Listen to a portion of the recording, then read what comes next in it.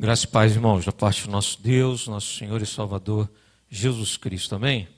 Nós estamos aqui nessa data, que nos é cara, preciosa, para todos aqueles que são cristãos reformados, espalhados na face da terra. Hoje é dia de nós celebrarmos a vitória sobre o engodo, sobre a mentira, sobre o engano, o retorno às Sagradas Escrituras, aos princípios basilares, da nossa fé, da fé cristã. E eu gostaria de convidar os irmãos para nessa noite nós abrirmos a palavra do Senhor. Nós vamos ler um texto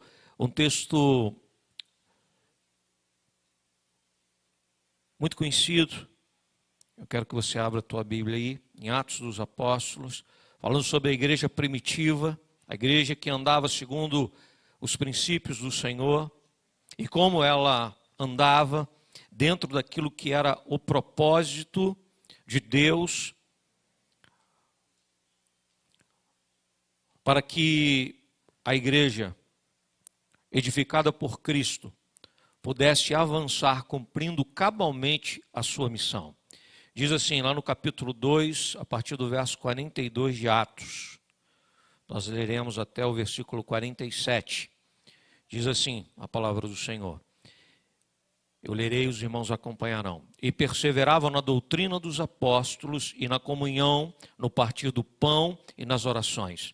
Em cada alma havia temor, e muitos prodígios e sinais eram feitos por intermédio dos apóstolos. Todos os que creram estavam juntos e tinham tudo em comum. Vendiam as suas propriedades e bens, distribuindo o produto entre todos à medida que alguém tinha necessidade. Diariamente perseveravam unânimes no templo, partiam o pão de casa em casa e tomavam as suas refeições com alegria e singeleza de coração, louvando a Deus e contando com a simpatia de todo o povo. Enquanto isso, acrescentava-lhes o Senhor dia a dia os que iam sendo salvos. Oremos. Senhor nosso Deus, depois de nós abrirmos a Tua palavra, meu Pai, nós queremos Te pedir, ó Deus, que Tu esteja a nos abençoar, que o Teu Espírito Santo, ó Deus, possa falar profundamente a cada um de nós, nos esclarecendo a respeito da mesma. É a oração que nós fazemos em nome de Jesus. Amém, Senhor. Amém. Irmãos, esse relato de Lucas aqui em Atos, que fala sobre essa igreja, e como se dava a vida ativa da comunidade dos santos. E essas marcas que nós encontramos aqui, elas foram deixadas pelo próprio Cristo, aquele que estabeleceu a igreja. E quando nós observamos que essa igreja era uma igreja que perseverava, e ela perseverava na doutrina dos apóstolos. Essa igreja é uma igreja que caminhava em comunhão. Essa igreja é uma igreja que estava unida em oração. Essa era a igreja primitiva, a igreja de Cristo. Nós percebemos que essa igreja, ela alcançava a simpatia daqueles que estavam testemunhando a sua vida diária. As relações que se davam ali no seio da igreja serviam de bom testemunho para aqueles que estavam de fora. E diz o texto que a igreja contava com a simpatia daqueles que ainda não faziam parte, não eram membros da comunidade, não eram membros da igreja. Diz o texto também que o Espírito Santo ia trazendo aqueles que iam sendo salvos. Ou seja, aqueles que eleitos, chamados por Deus, eram trazidos pelo Espírito Santo para o seio dessa igreja.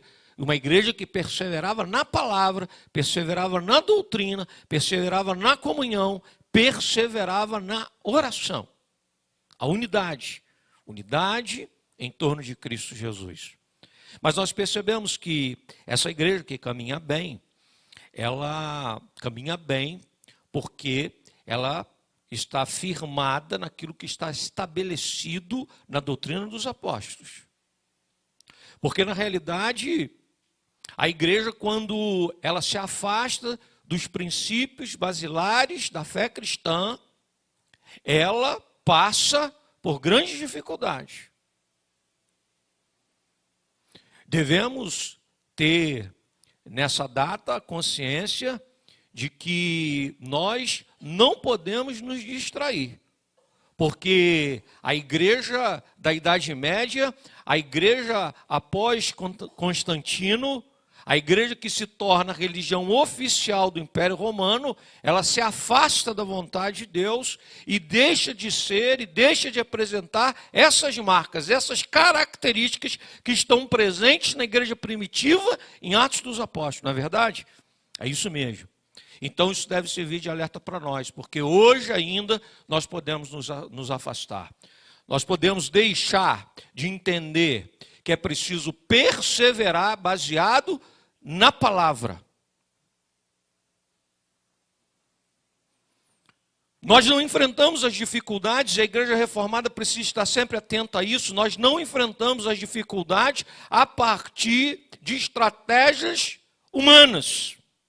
O que nós podemos fazer para enfrentarmos as dificuldades do nosso tempo? Bom, aí a gente precisa voltar, não é, aos reformadores.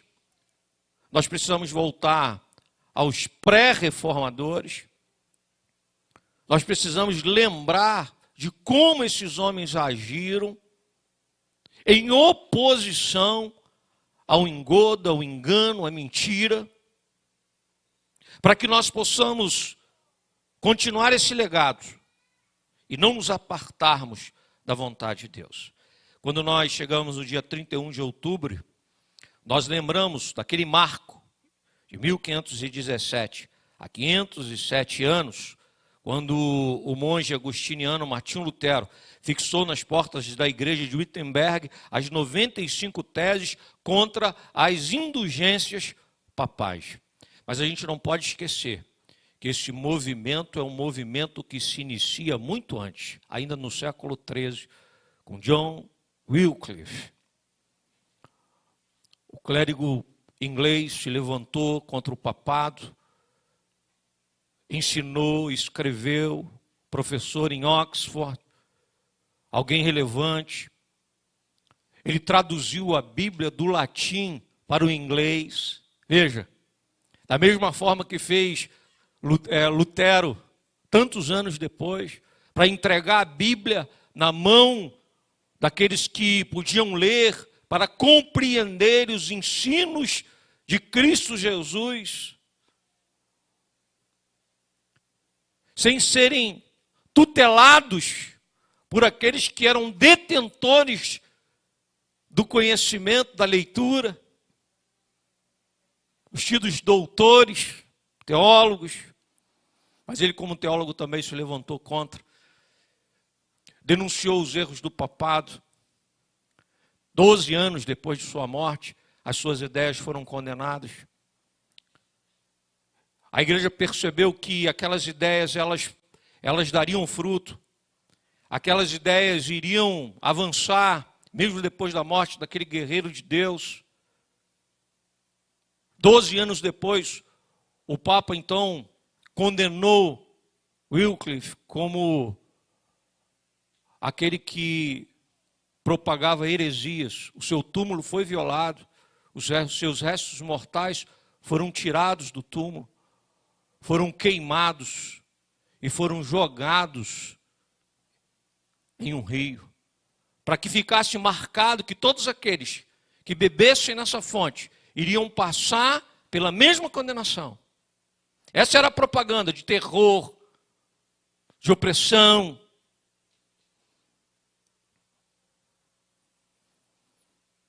E quando a igreja fazia dessa forma, a igreja estava mostrando que aquele que foi condenado, mesmo depois da morte, ele perdia a sua condição diante de Deus no céu, porque a igreja era detentora desse poder. Depois nós podemos lembrar de Jan Hus, onde hoje é a República Tcheca, que também se levantou 100 anos antes de Martinho Lutero, para anunciar os erros, as falhas, para mais uma vez traduzir a Bíblia para a linguagem do povo, o idioma do povo. Foi condenado ainda em vida e foi queimado vivo em praça pública pela igreja. A reforma fala sobre isso, homens destemidos, homens que não olharam para o conforto, para a sua própria condição, mas tomados pela palavra de Deus, se doaram, se entregaram, se deram por amor à palavra. Entenderam o chamado, a vocação. E nós hoje, como igreja, o que nós temos feito? Nós temos negociado com os valores do mundo, nós temos abandonado os princípios, nós temos acreditado no braço forte humano, nós temos feito alianças escusas para longe da vontade de Deus, de toda a ordem ideológica, política.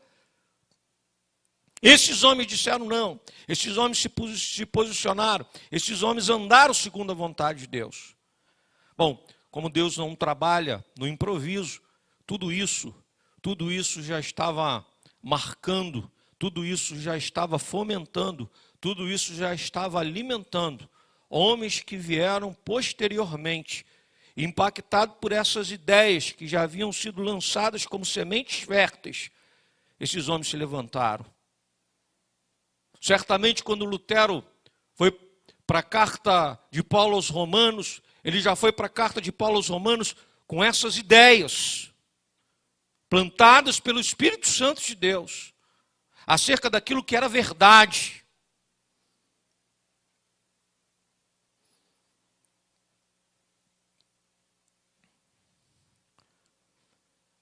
Precisamos, irmãos, deixar claro que a reforma do século XVI não foi um movimento que trouxe novidades à igreja. Hoje nós estamos vendo uma propaganda aí, né? Uma contra-reforma nas redes sociais, de teólogos que dizem que a reforma foi uma invenção de novidades trazidas por homens irresponsáveis para solapar a firmeza doutrinal da igreja. Eu gostaria de dizer para os irmãos que, na realidade, o que a reforma fez foi voltar aos princípios da fé cristã que nós encontramos aqui em Atos, no capítulo 2, no texto que eu acabei de ler. Nós somos a igreja de Cristo. Essa é a temática do nosso sermão de hoje. Nós somos a igreja de Cristo. A igreja primitiva de Atos dos Apóstolos. E aí, a gente precisa entender que nós estamos firmados, alicerçados em pilares, em princípios que são inegociáveis. Os 5 solas são frases latinas que definem os princípios ideais da reforma protestante em contradição com os ensinamentos da igreja de Roma. A palavra latina que significa sola em português é somente. Mas nós precisamos destacar também que, geralmente, os livros de hoje já nos trazem, não é? Esses 5 princípios já estabelecidos como se eles estivessem prontos desde sempre. Na verdade, não é assim. Eles foram sistematizados dessa forma agora, bem pouco, no século XX. Porque, na realidade, todos eles estão presentes nos ensinos dos reformadores. Isso é verdade. Mas como nós conhecemos os 5 solas, isso nos foi dado pelos teólogos. Emil Brunner, quando ele, citando Karl Barth, ele mostra que toda a reforma podia ser descrita a partir desses 5 fundamentos.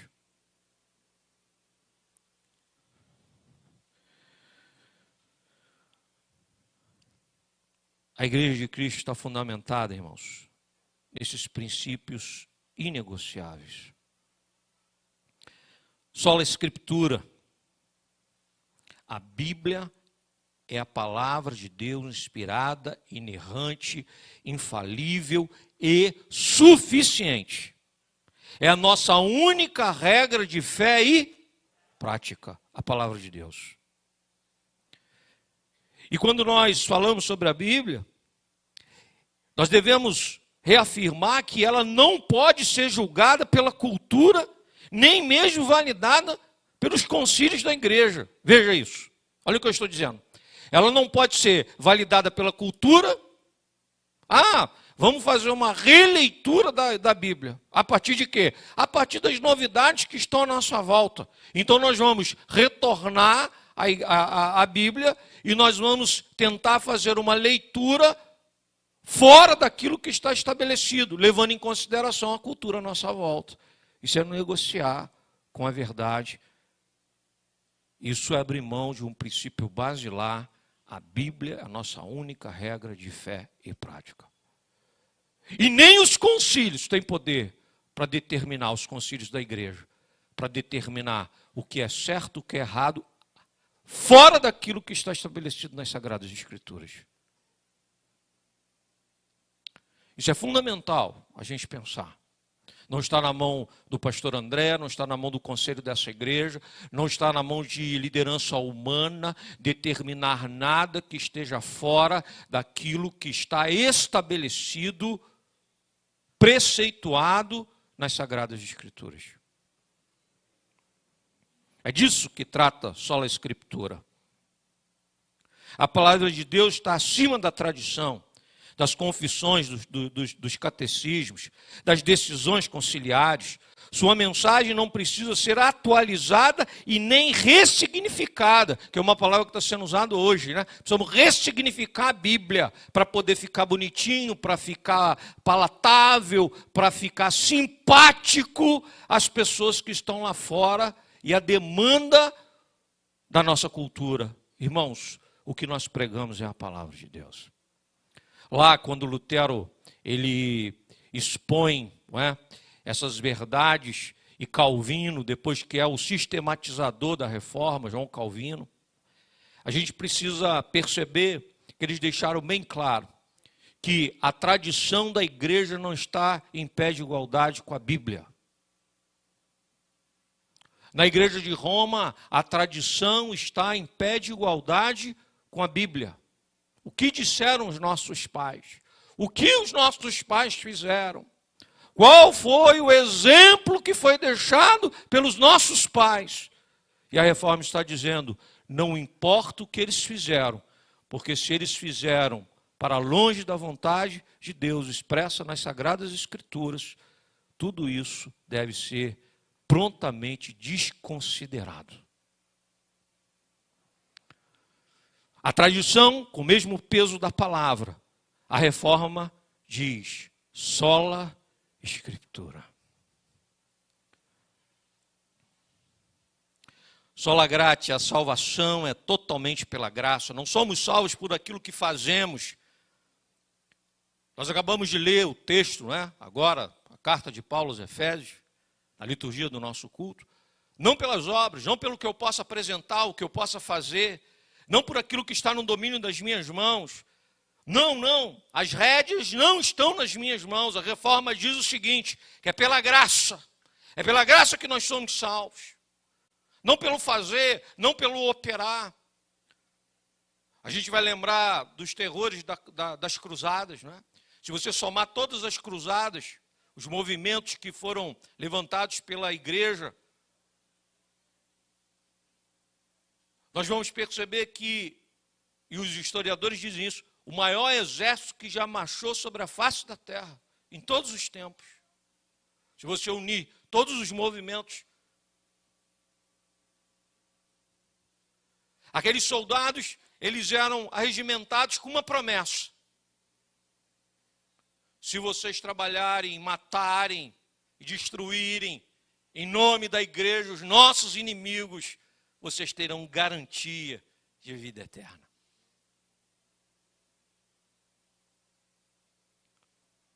E tudo aquilo que vocês conseguirem no campo de batalha, vocês podem levar para casa. Muitos enriqueceram. Não tinha aquela cruz no peito não tinha nada a ver com o que havia no coração. Os cruzados traziam uma propaganda de uma igreja afastada da vontade de Deus. Uma cruz para longe do sacrifício de Cristo. Uma espada totalmente desapegada da única arma possível para a cristandade, as Sagradas Escrituras. Eis a nossa espada.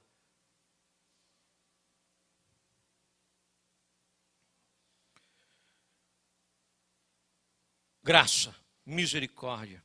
É Cristo que morre pelos nossos pecados. Ele que se entregou por nós. A vida eterna não é uma conquista do mérito humano, do fazer humano, do operado humano, mas é um presente de Deus. É graça, é Ele vindo ao nosso encontro, é Ele nos tocando, é Ele mudando a nossa sorte. Nós não fizemos nada para isso. Não poderíamos fazer, estávamos totalmente afastados, mas Ele veio ao nosso encontro em Cristo Jesus, Ele nos tocou e nos purificou da nossa lepra mortal. É disso que fala a reforma.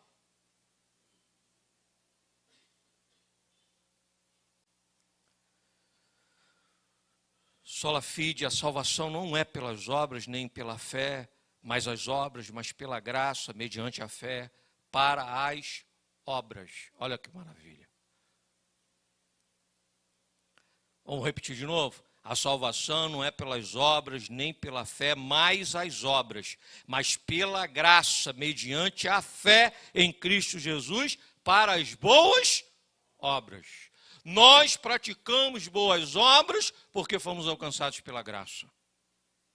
Nós, hoje, não operamos na igreja, não estamos aqui no culto, nós não estamos aqui trabalhando em prol da pregação do Evangelho de Cristo para alcançarmos o céu.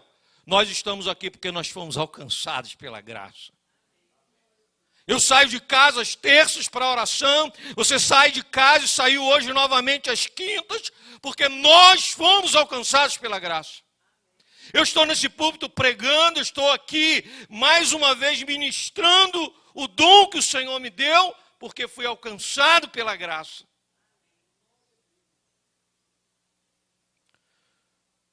Nós nos aproximamos do final do ano, muitos serão nomeados para o ano que vem, outros serão eleitos e muitos já foram para o exercício do ano que vem. Hoje, nesse dia importante, eu gostaria de chamar a atenção a respeito disso. Quando nós olhamos para aqueles homens, os pré-reformadores, citamos 2 aqui somente, poderíamos citar muitos. Lutero, Calvino, Melancton, Knox, podíamos citar vários. Mas eu gostaria de dizer para os irmãos, hoje é o nosso tempo, hoje é a nossa vez. Você que será nomeado, você que foi eleito, o que você vai fazer ano que vem?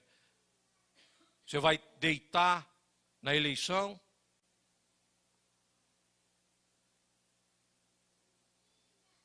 Você vai empurrar o ano que vem com a barriga, levando em consideração a si próprio, os seus interesses, a zona de conforto, com o mesmo discurso que está ecoando pelas ruas? Eu preciso simplesmente dar um jeito na minha vida segundo o meu braço e preciso buscar os meus interesses. É isso que está em voga, é isso que toma conta do mundo à nossa volta, mas está entrando na igreja já entrou na igreja.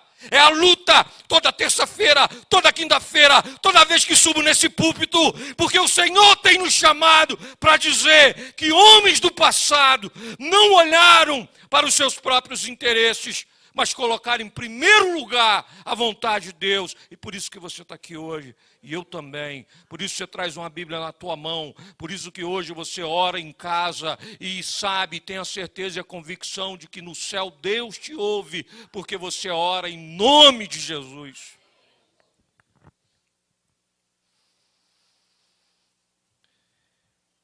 Então nós operamos a obra, nós realizamos a obra do Senhor, porque nós somos alcançados pela graça. Ainda falava isso com a nossa irmã Vandréia. por ocasião do sepultamento do seu pai. Eu dizia para ela: André, você como filha fez tudo o que você podia fazer. Você deu um bom testemunho, você honrou o seu pai e também a sua mãe. Nós acompanhamos, nós fomos testemunhas disso. Isso deve trazer conforto ao teu coração, enquanto filha, enquanto aquela que ouve a voz de Deus. Mas o que traz alegria no coração é porque aquilo que André não podia fazer, o Senhor operou em favor do seu pai. Graça e misericórdia. Irmão João, o senhor não podia dar, o senhor não podia fazer. Presbítero Jonas, vice-presidente do conselho dessa igreja, não podia presentear.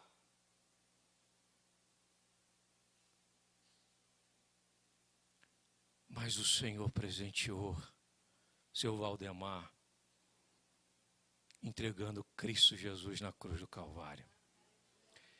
Eu digo isso nessa noite, irmãos, para dizer que esse é o motivo da nossa alegria. O motivo da nossa alegria é a fé em Cristo Jesus. E essa fé em Cristo Jesus nos levanta, nos chama, arregimenta para nós realizarmos essa obra com tudo o que nós temos e tudo o que nós podemos. Eu e você.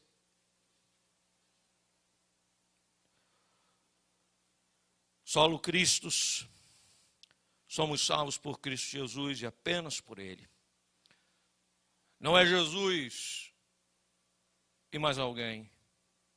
Não há ninguém que possa fazer a ligação entre nós e Ele. A verdade bíblica é que Ele mesmo é que nos liga a Deus. Vinde a mim, todos vós que estáis cansados e sobrecarregados, e eu vos aliviarei. E disse ele também: eu sou o caminho, a verdade e a vida. Ninguém vem ao Pai senão por mim. A gente não precisa buscar em outros. Se hoje nós estamos citando aqui esses homens do passado, não para adorá-los. Eles servem de exemplo. Não são venerados.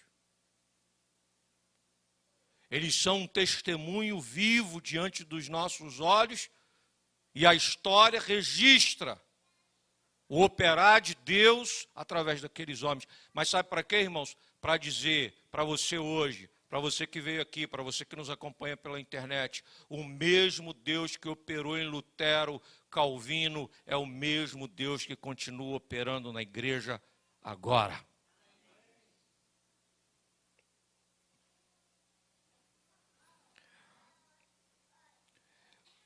Irmãos, não é Cristo e o Papa, é Cristo, Cristo somente. E como nós podemos identificar qualquer movimento que seja reconhecidamente compreendido como uma seita, é toda a mensagem que anuncia a necessidade de confessar a Cristo e mais alguma coisa. Ah, é o Cristo e guardar isso. É o Cristo e fazer aquilo. Porque se for o Cristo e você não guardar isso, e você não fizer aquilo, você então não tem a salvação. Isso é uma seita, isso é uma mentira, isso é uma heresia. Somente Cristo. Somente Cristo. É isso que nós fazemos aqui todo domingo. O que nós pregamos? Nós pregamos a Cristo. O Cristo tem que ser anunciado nos nossos louvores, na nossa adoração, nos nossos cultos, nos nossos ajuntamentos. Sempre a centralidade do Cristo no culto verdadeiramente, genuinamente reformado. Só lhe dei glória. Salvação foi planejada por Deus, é executada por Ele, será consumada por Ele, para que toda a glória se reverta a quem? A Ele. Toda a glória somente a Deus. A minha vida e a tua. glorificar somente a Deus. Pastor André, nunca. O líder da Igreja Presbiteriana do Brasil hoje, que nós temos o presidente Roberto Brasileiro, glórias a ele, nunca. Glória somente a Deus. E todos nós, reverendo brasileiro, eu estou aqui no púlpito da igreja, vou fazer 16 anos agora. Todos nós estamos aqui como servos do Senhor.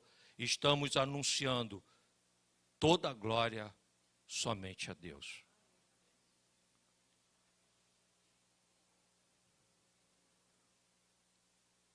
Nós precisamos entender, irmãos, para a gente poder fechar hoje o nosso sermão, que a igreja de Cristo é a igreja de Atos dos Apóstolos, no capítulo 2. Mas a igreja de Cristo, quando se aparta da palavra, dos princípios básicos, fundamentais, essa igreja sofre. Eu gostaria de dizer que individualmente também, aquele que se afasta dos preceitos do Senhor também sofre. Essa é uma verdade que é para a igreja como um todo, mas é uma verdade também para o indivíduo, também para a tua vida, também para você que nos acompanha pela internet. Eu gostaria de dizer para os irmãos o seguinte: essa igreja que começou caminhando segundo a vontade do Senhor, no decorrer da sua caminhada, vacilou, tropeçou, claudicou, mas Deus nunca desistiu da sua igreja. Deus nunca desiste de nós. Deus sempre continuará operando em favor dos seus. Foi assim na reforma, é assim hoje e será para sempre. Nós somos a igreja de Cristo. Que Deus nos abençoe.